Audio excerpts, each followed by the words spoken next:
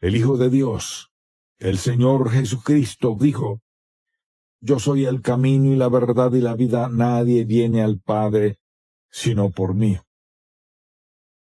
Por tanto, vayan por todo el mundo enseñando y predicando el Evangelio a toda criatura, hasta lo último de la tierra. En Contacto, el Ministerio de Enseñanza Bíblica del Dr. Charles Stanley. Hoy en el programa En Contacto, el pensamiento correcto acerca de la resurrección. La noche antes de morir, Jesucristo dio el mensaje más alentador posible a sus discípulos. Veamos lo que les dijo en Juan 14. No se turbe vuestro corazón. Creéis en Dios, creed también en mí.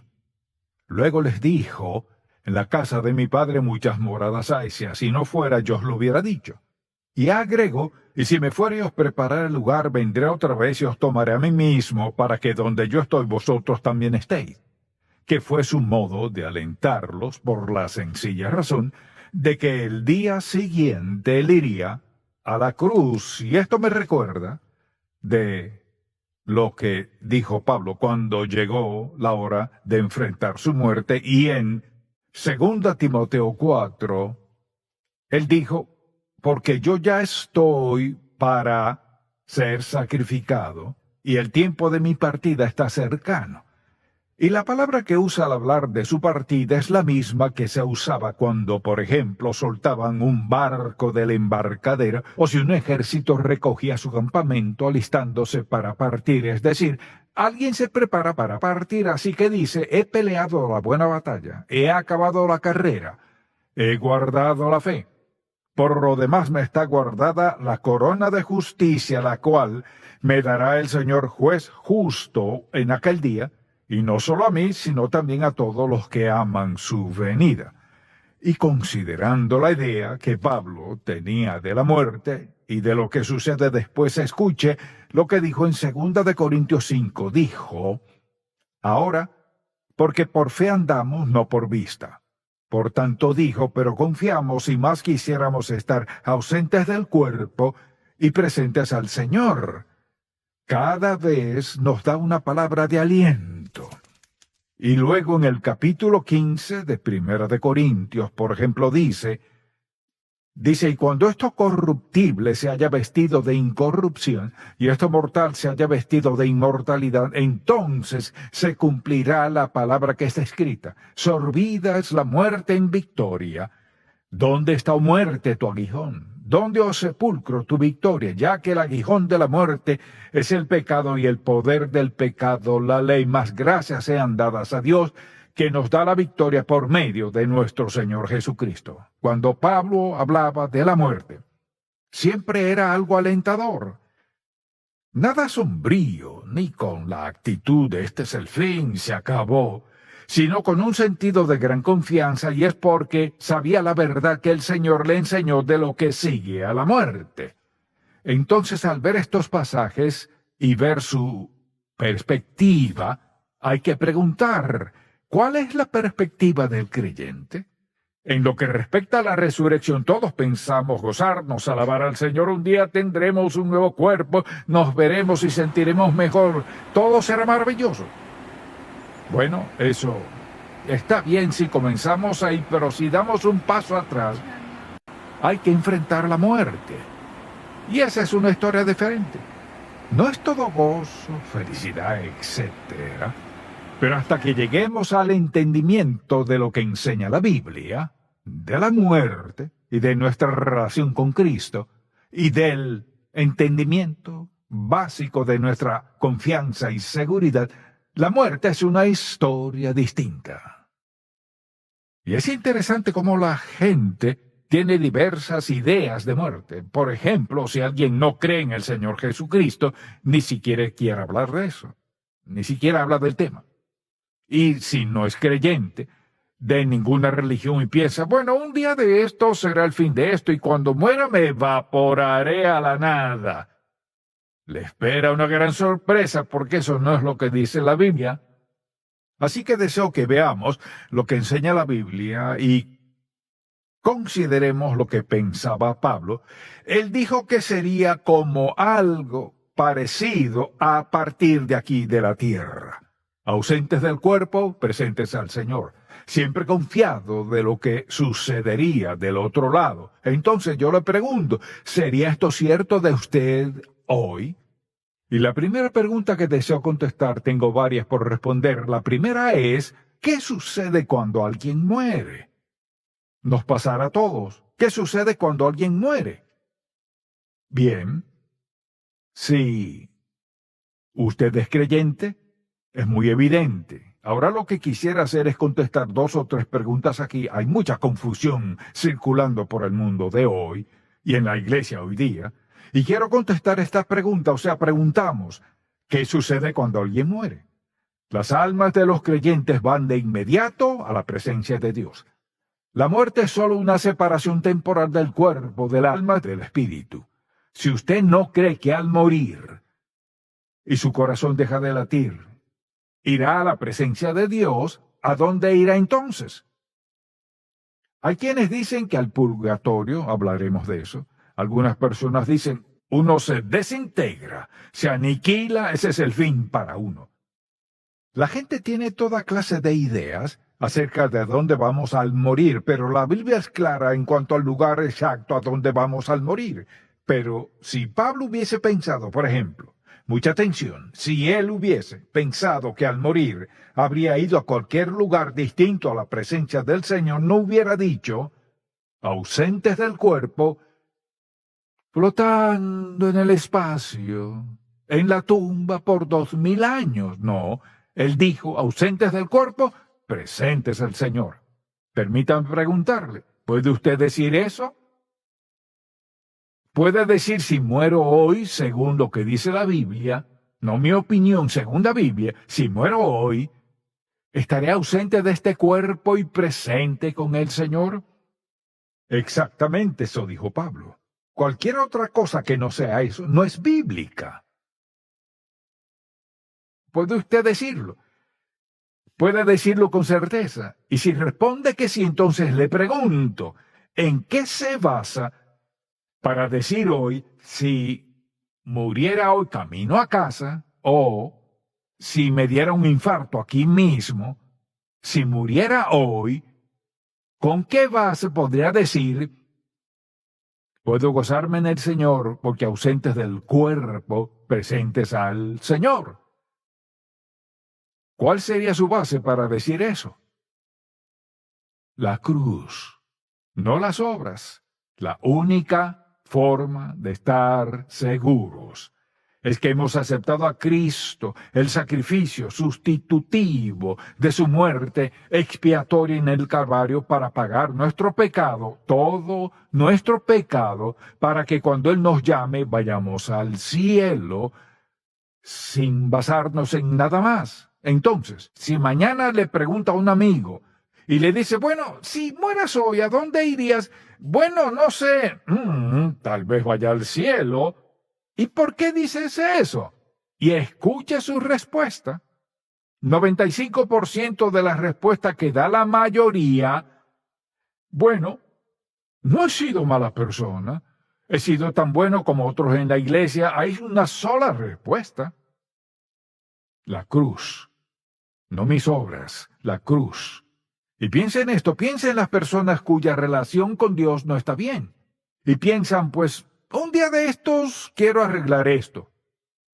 Luego ven un accidente fatal. Una de las primeras cosas que piensan es, yo no estaría listo. Así que vuelvo a preguntarle, ¿estaría usted listo? ¿Y cuál es la base de su preparación? Aparte de haber aceptado a Cristo como su Salvador personal, basado en el sacrificio de su muerte expiatoria sustitutiva y suficiente en el Calvario, si no es esta, no tiene alguna base. Entonces, cuando alguien diga, ¿qué sucede si al morir vamos a la presencia de Dios? Ahora, siendo eso cierto, ¿qué de quienes hablan de, por ejemplo, del sueño del alma?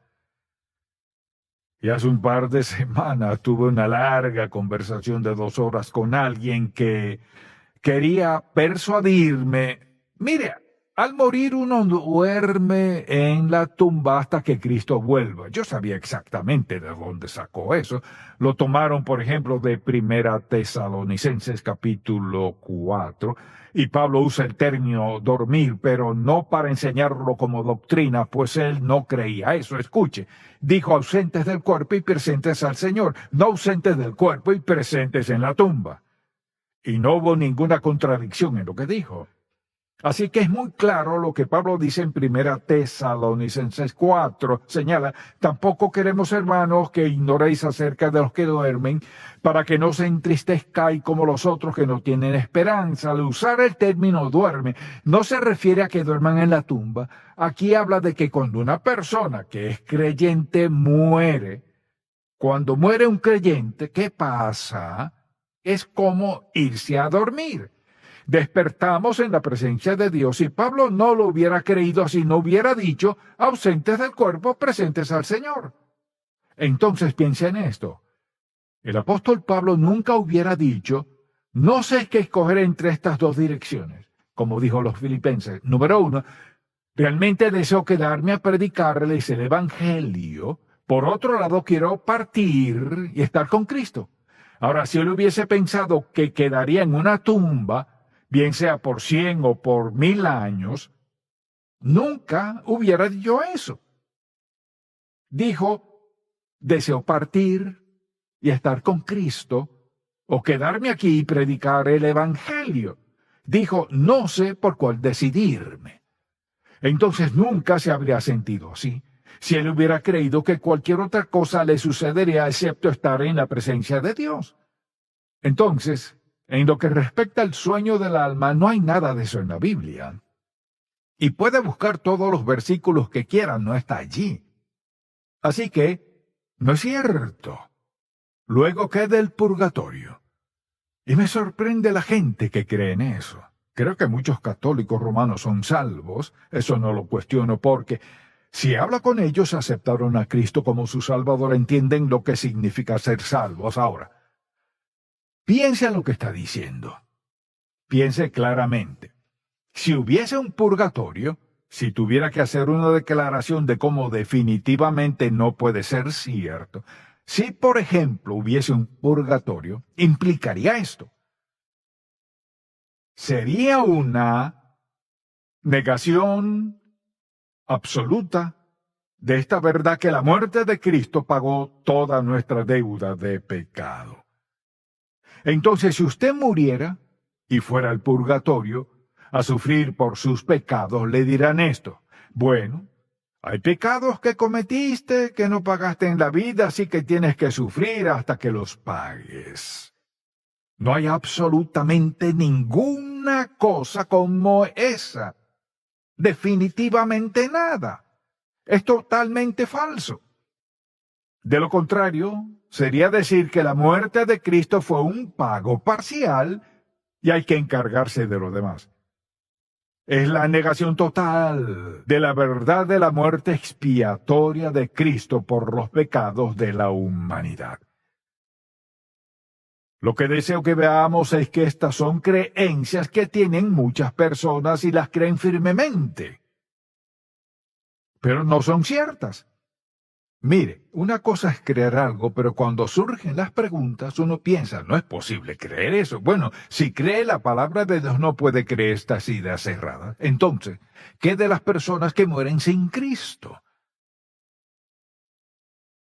Están perdidas. Diré un par de cosas aquí.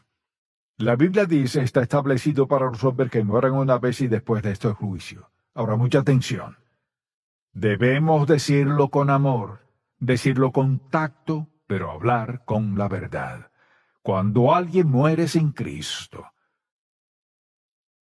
toda la predicación, las flores, todo el dinero y las alabanzas y canto, todo, nada de eso le sacará un segundo de la separación eterna de Dios. Ahora, viene la parte más dura. La parte más difícil, darse cuenta de que alguien ha ido al infierno. al tormento.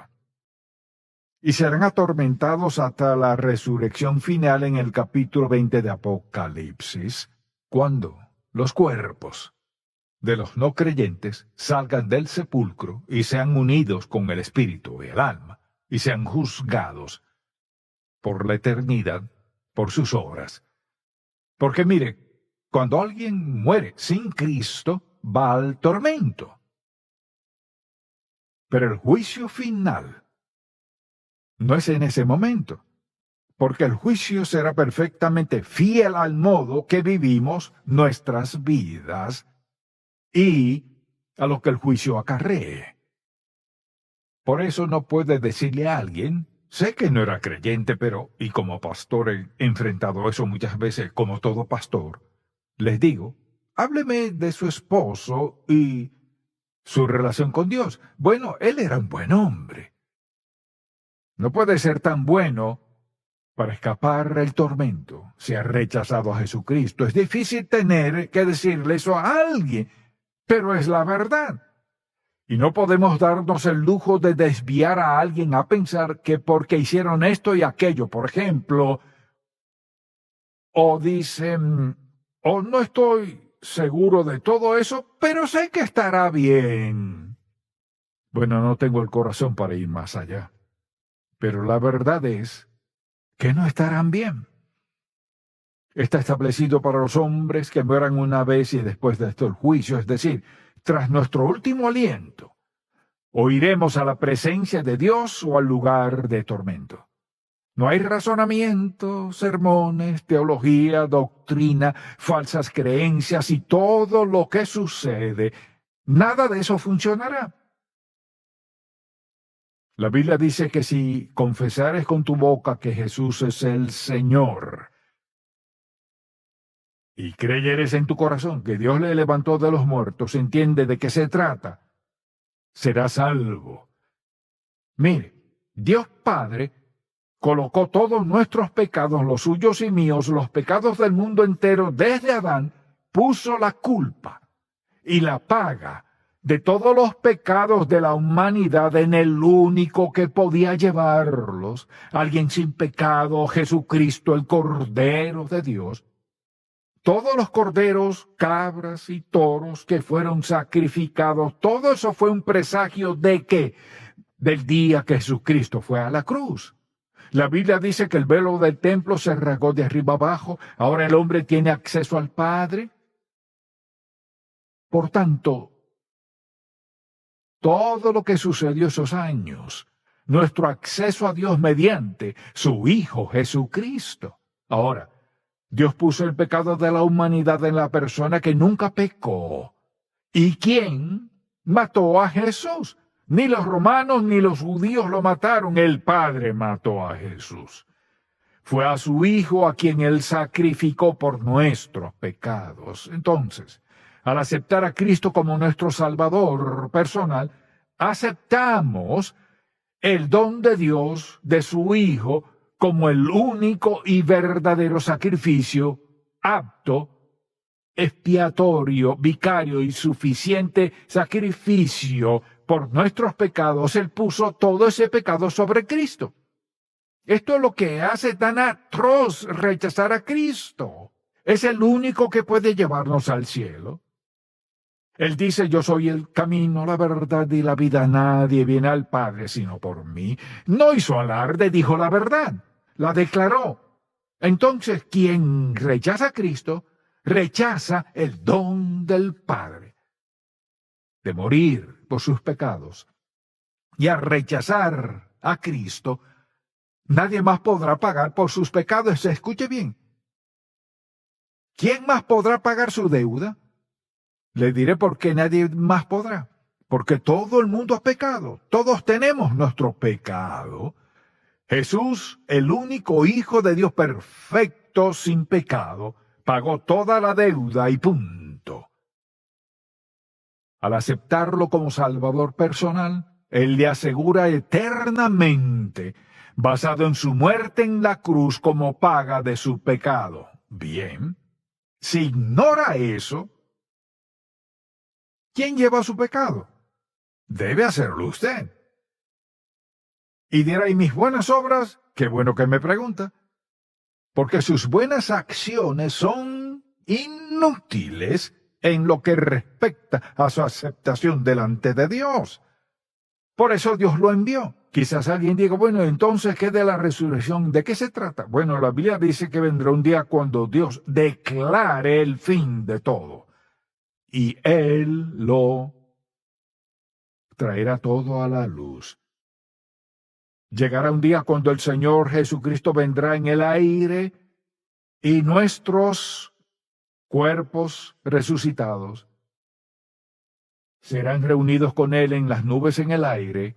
Ahora, leamos un par de versículos aquí porque considero que es muy importante. Cuando les dice a los tesalonicenses, por ejemplo, les dice, tampoco queremos, hermanos, que ignoréis acerca de los que duermen. Y recuerden, dijimos que no significa que duermen en el sepulcro. Esa es solo su terminología de cómo dormimos de noche y despertamos al otro día. Porque si creemos que Jesús murió y resucitó, así también traerá Dios con Jesús a los que durmieron en Él. Ahora mire, lo repetiré adrede porque es un asunto importante para la gente. Sí, Dios me traerá con Él y mi cuerpo físico será resucitado. Entonces pensaba que estaba en el sepulcro. No tendría sentido alguno. Por lo tanto, no hay sueño del alma. Uno muere y va o a la presencia de Dios o al tormento. Y en Lucas 16, un pasaje muy conocido, el rico y Lázaro. Recuerde lo que dijo Cristo cuando contó esta historia. Y el rico murió y fue al tormento. Y usted recuerda lo que pasó. La Biblia dice que el hombre rico clamaba a Dios y pedía, manda a Lázaro para que moje su dedo en agua y refresque mi lengua. ¿Por qué usó Jesús tal terminología? Simplemente para enfatizar el hecho de que tormento es tormento. No es un apartamento de lujo. Es tormento. Y cuando alguien muere sin Cristo, va al tormento. En Apocalipsis capítulo 20, cuando la Biblia dice que vendrá el gran trono blanco del juicio, ¿qué pasa? Él resucitará los cuerpos de los muertos del mundo entero. Usted dirá, ¿qué de los que hace años y años? Permítame preguntarle, ¿cree que es un problema para Dios levantar cuerpos del mar y de los peces y de la tierra, siendo que Él fue quien lo creó todo? Nada de eso es problema para Él. Y dice que vendrá el juicio del gran trono blanco, y cada persona allí es alguien que rechazó a Cristo. Alguien dirá, bueno, si ya he muerto y estoy en tormento, ¿de qué se trata el juicio? El juicio determina el grado de castigo que experimentará esa persona por la eternidad. ¿Quiere decir que cree que la gente sufrirá por toda la eternidad? Esa no es buena pregunta. Pregunte ¿qué dice Dios? Él dice que cuando alguien va al infierno, no hay escape, por eso cuenta esta historia. Mira, hay padres que dicen, bueno, si vivo en integridad, mis hijos estarán bien. No necesariamente. Sobre todo si no vivió como agrada a Dios, pues les ha marcado la pauta. ¿Qué dice la Biblia? Cuando alguien muere, o va al tormento, o va a la presencia de Dios. Al morir los hijos de Dios, vamos a su presencia. Y luego, cuando Jesucristo traiga el juicio para los creyentes, ¿qué sucede? Seremos premiados por nuestras buenas obras y disfrutaremos por la eternidad los galardones de Dios como resultado de cómo vivimos. El no creyente en el juicio no recibe recompensa, pasa la eternidad sufriendo conforme a cómo hayan vivido. Así que no hay escape. Dirá, ¿por qué tanto énfasis en la muerte? Porque es inevitable. Y todos debemos estar listos para morir. Hay solo una forma de prepararse. No es asistir a la iglesia, aunque la iglesia es importante.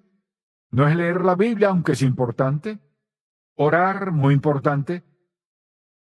Lo esencial es que por un acto de voluntad propia, usted le pida a Cristo que perdone sus pecados, acepte el hecho de que Él fue a la cruz en su lugar, pagó toda su deuda y deposite su fe en Él como su Salvador, creyendo que Él le perdona de sus pecados, aceptándole como su Salvador, y que al morir estará en la presencia de Dios Todopoderoso.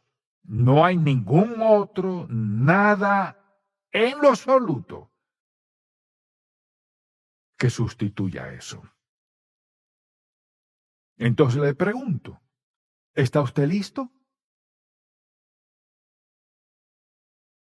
Solo hay dos respuestas. Sí lo estoy, no lo estoy. Usted dirá, bueno, mi respuesta es quizás. ¿Quizás qué? La única razón por la cual puede decir quizás es porque quizás esté equivocado. No. La Biblia es más clara que el agua. El que no naciere de nuevo no puede ver el reino de Dios, el reino del cielo. Entonces, ¿qué? ¿Ha aceptado a Cristo en su vida como un acto de voluntad propia, diciéndole, Señor, aquí está mi vida? No es que haya vivido una vida perfecta, sino que ha asegurado su herencia eterna estando aquí. No hay sueño del alma, no hay aniquilación, no hay purgatorio. Nada de eso. Vivimos y morimos. Vivimos en Cristo, morimos en Cristo, recompensados por nuestra vida. Morimos sin Cristo, y sufriremos eternamente la pena del rechazo del Hijo de Dios. Ahora mire, no es lo que hicimos o dejamos de hacer lo que hace que perdamos el cielo. Es el rechazo al Hijo de Dios, Jesús, el sacrificio, que es lo que hace que perdamos la vida eterna. Y mi oración es que piense en esto seriamente.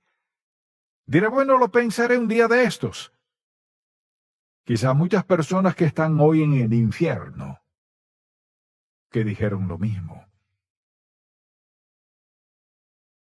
Y le pediré que sea sincero consigo mismo. ¿Está listo para conocer al Dios que le creó y le dio vida y una oportunidad? ¿Está listo para conocerlo?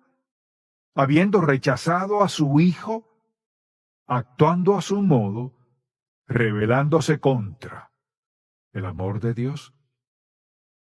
Padre, te pido que el Espíritu Santo grabe estas verdades en lo profundo de nuestros corazones.